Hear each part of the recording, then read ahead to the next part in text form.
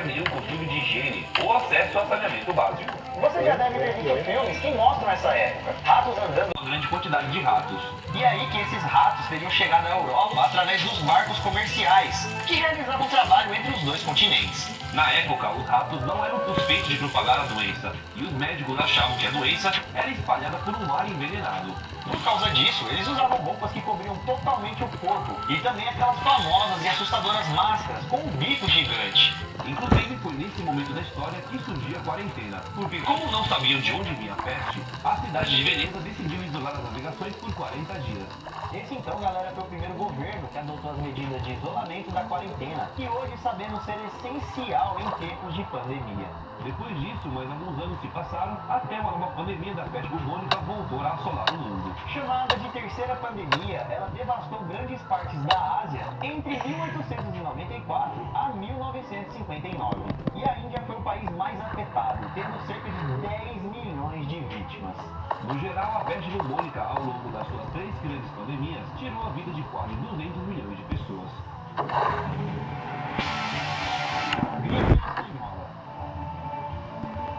A gripe espanhola foi uma grande pandemia que atingiu todos os continentes, entre os anos de 1918 a 1920. E durante esses 2 anos, ela tirou a vida de quase 50 milhões de pessoas. Além disso, a gripe infectou cerca de 500 milhões de pessoas, o que era cerca de 1/4 da população mundial da época. Ela, galera, foi uma variação do vírus influenza, um vírus associado às gripes como H1N1, que sofreu mutação por causa das condições precárias de higiene da época. O surto teve início em março de 1918, lá nos Estados Unidos, mas se espalhou para o mundo todo, principalmente por causa da movimentação das tropas do primeiro grande conflito mundial. E aí que em setembro de 1918, a gripe chegou ao Brasil através do navio Demerara. O navio veio da Europa e acabou desembarcando passageiros. Bom, pessoal, pro vídeo de hoje, fique confortável na sua cadeira ou na sua cama, porque vamos falar sobre o filme proibido dos Anunnakis. Mas se você não sabe quem são os Anunnakis ou nunca ouviu falar neles, fique tranquilo que a gente vai contar um pouco mais sobre esses alienígenas para vocês.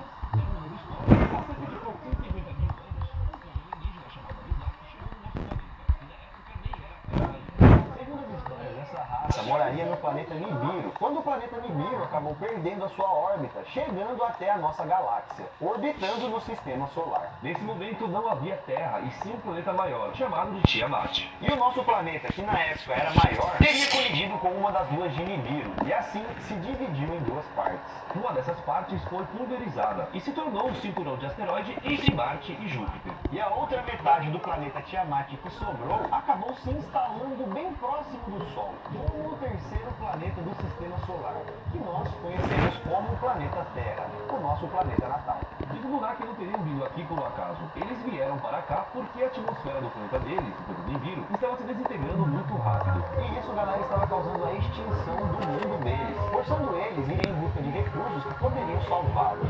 Um desses recursos seria o ouro, e esse foi um dos principais motivos que fez eles virem aqui. Então, assim que eles chegaram aqui na Terra, esse povo alienígena começou a extrair o ouro e outros recursos aqui do nosso planeta. Porém, como eles estavam desacostumados com o nosso planeta e trabalhando demais, o trabalho árduo estava cansando o povo deles. Digamos então que eles estavam com um problema de mão de obra, e para resolver esse problema, o filho do rei, Enki, teve uma ideia. Durante os trabalhos aqui na Terra, Enki teria encontrado um primata que evoluiu naturalmente aqui no planeta. E ele descobriu que esses primatas tinham um material genético bem compatível com o deles. Então a solução encontrada seria unir a espécie deles com esse primata compatível. E foi dessa união genética que eles criaram os trabalhadores perfeitos. Ou então, como nós conhecemos como Homo sapiens. Aí a galera que tá assistindo o vídeo agora deve estar pensando, nossa, esses caras do Você Sabia são loucos, né? Que doideira, né? E a teoria de Darwin? E a teoria de Deus? Essa, galera, querendo ou não, é só mais uma teoria. A gente não tá afirmando nada, beleza? A gente tá contando a história dessa teoria. Então, vamos seguir. O problema, galera...